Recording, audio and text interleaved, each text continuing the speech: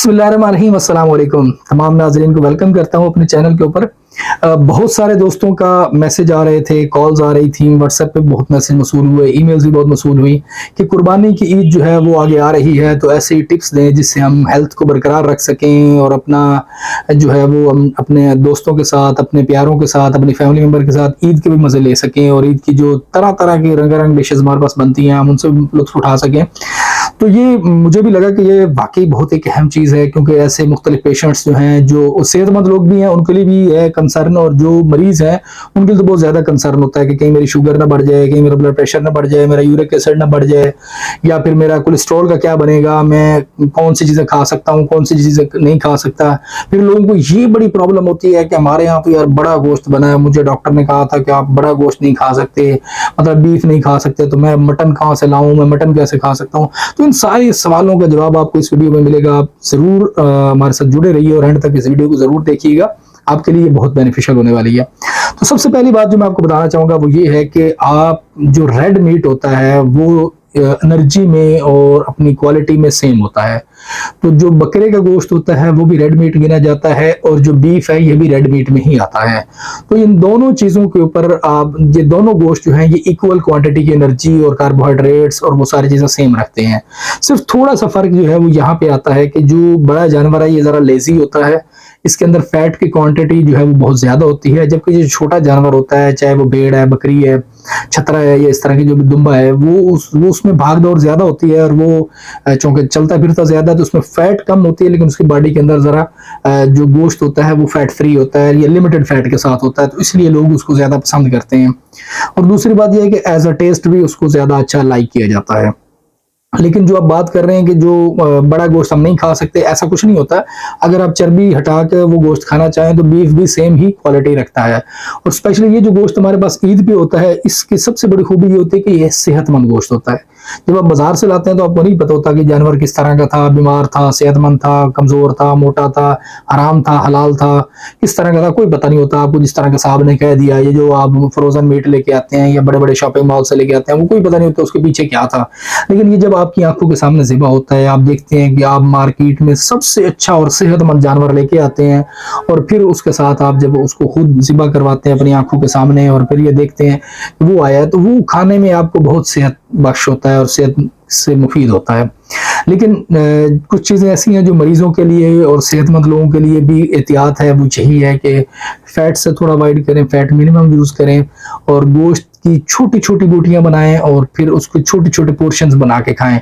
एक दफ़ा प्लेटें भर-भर के खाने की ज़रूरत नहीं है, आप थोड़ा-थोड़ा लिमिटेड सा है वो अपने साथ रख सकते हैं।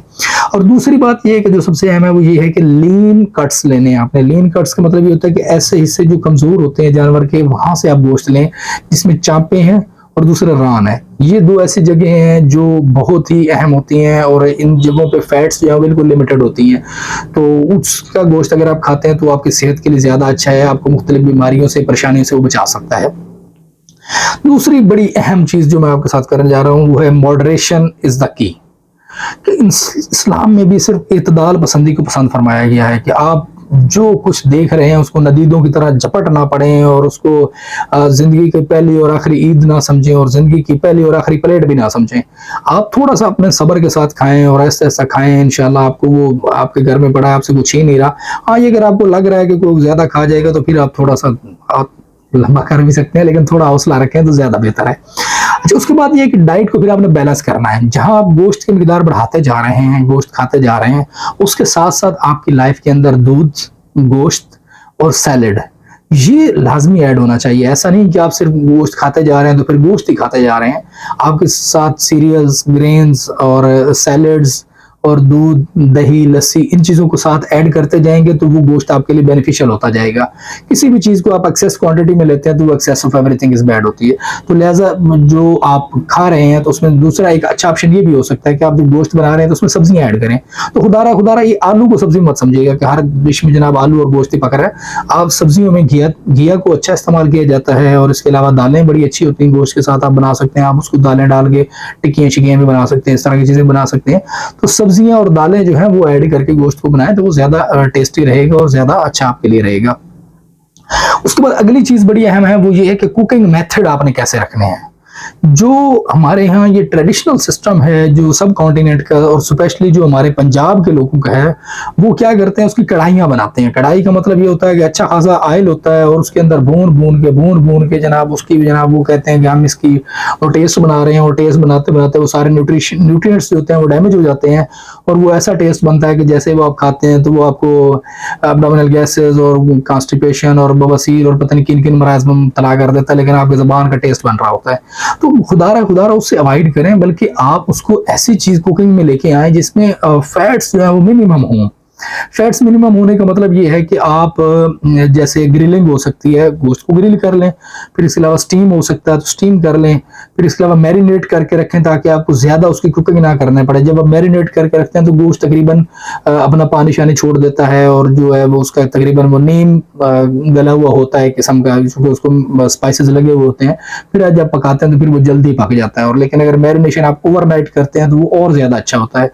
तो उसमें चूँकि जो सैलेड स्पाइसेस वगैरह होते हैं वो रच जाते हैं अच्छी तरीके से, उसका टेस्ट भी अच्छा बनता है, और वो उसके अंदर अगर कोई ऐसा बैक्टीरिया वगैरह है तो वो भी डेड हो जाता है। जब आप उसको लहसुन वगैरह से और जिंजर वगैरह से मैरिनेट करते हैं तो वो एक अच्छे एंटी माइक्रोबियल एजेंट होते हैं, और वो उसको बड़ा अच्छा क्लीन करते हैं। अगर उस जानवर ने, जिस जानवर का गोश्त है, उसने कोई इंजेक्शन लगवाया हुआ था, वो मेडिसिन ली हुई थी और उसके बॉडी में इफेक्ट्स थे, वो मिनिमाइज हो जाते हैं।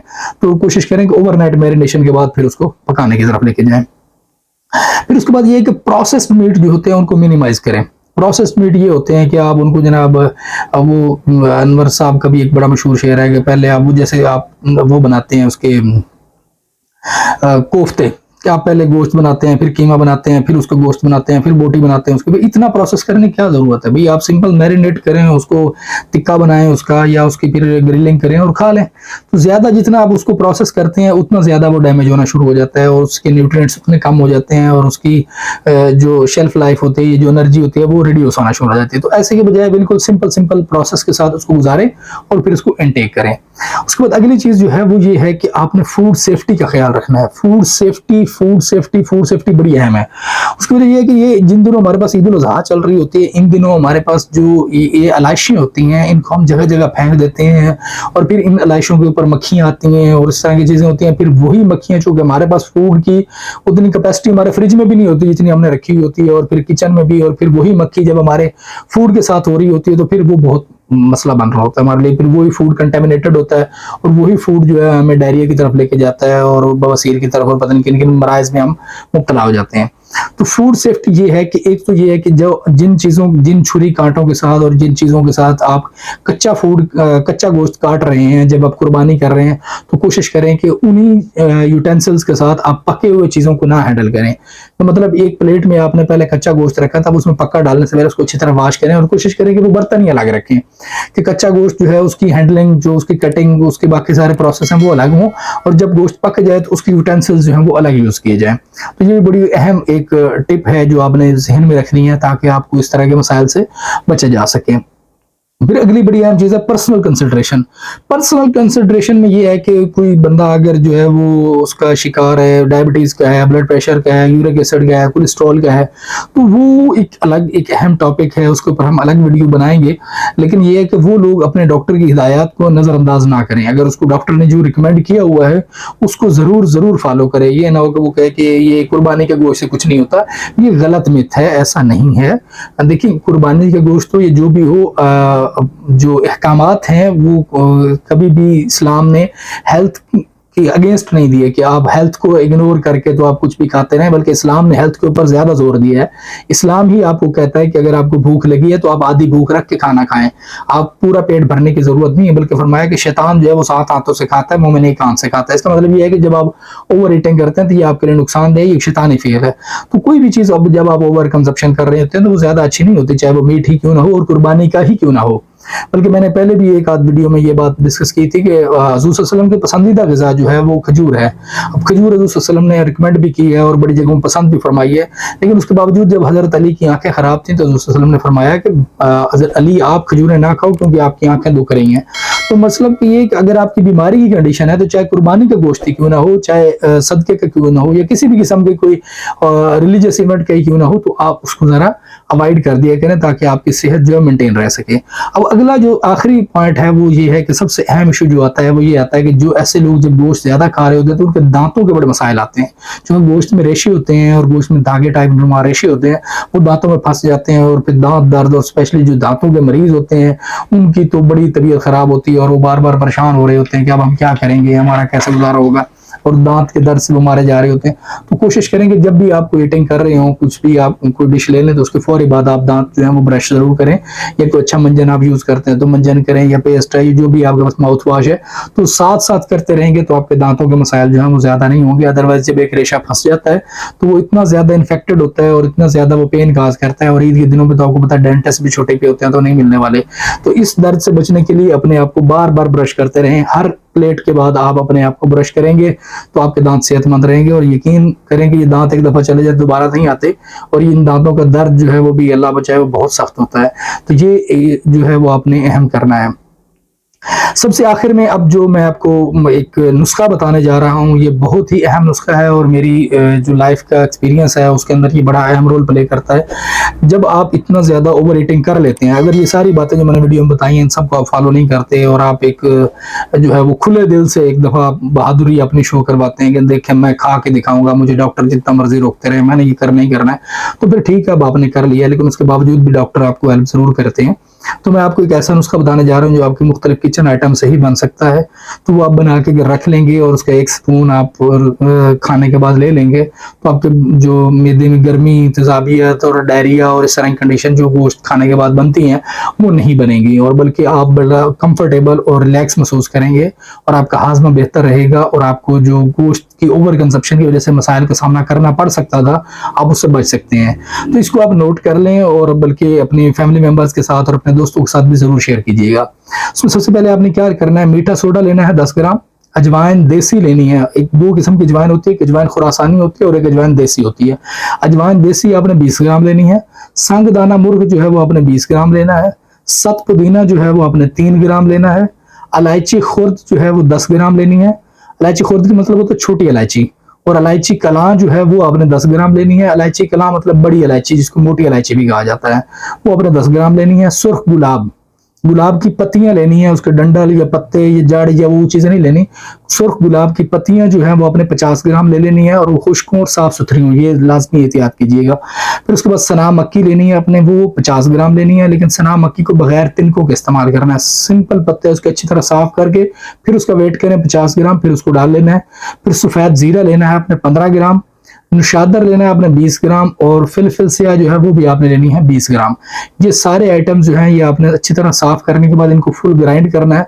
ग्राइंड करने के बाद आप इसको छान लें अच्छी तरीके से, अच्छे से फिल्टर के साथ, सीव के साथ इसको गुजार लें या कपड़ छान कर लें, बिल्कुल पाउडर की नुमा करके फिर इसको आप रख लें। यकीन माने जैसे ही आप आधा चम्मच से ज्यादा लेने की जरूरत नहीं, जब आप आधा चम्मच इसको ले लेंगे तो उसके बाद आप खुद ही फौरी तौर पे विद इन 5 to 10 मिनट्स आप फील करेंगे कि आपकी जो तबीयत में बोझ था और जो आपके मैदे में गर्मी महसूस हो रही थी और जो आपको जलन कर रही थी उससे आपको आराम आ जाएगा। तो ये जरूर आजमाइएगा, इंशाल्लाह ये आपको बहुत फायदेमंद होगा। और ये वीडियो अपने तमाम दोस्तों के साथ आज अभी के अभी जरूर शेयर करें ताकि वो इस ईद में अपनी खुशियां जो है वो एंजॉय कर सकें, अपनी फैमिली के साथ अपनी दावतें उड़ा सकें और अपने जो जिंदगी के मजे हैं वो ले सकें। बहुत शुक्रिया, thank you so much, Allah Hafiz.